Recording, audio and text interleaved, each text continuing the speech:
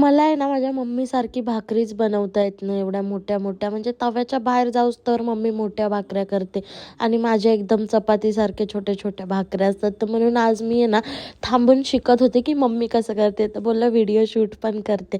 तर मम्मीने आधी पीठ मस्त खूप वेळ मळलं मम्मीने पीठ पाणी टाकून टाकून.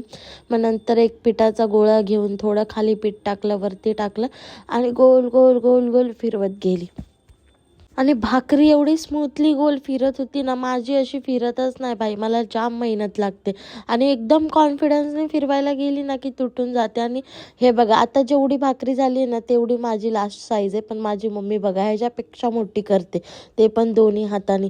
मी हे रोज बघते का, कारण की मी पण शिकावं. मम्मी बोलली की हळूहळू येऊन जाईल, असं स्टार्टिंगला नाही येत, त्यासाठी रोज बनवायला लागते. तर मी पण आता ठरवलं मी रोज भाकरी बनवणार आणि मम्मीसारखी शिकूनच राहणार. तुमच्या इथे अशी भाकरी बनवतात का, म्हणजे बाजरीची खाता का नाही नक्की सांगा.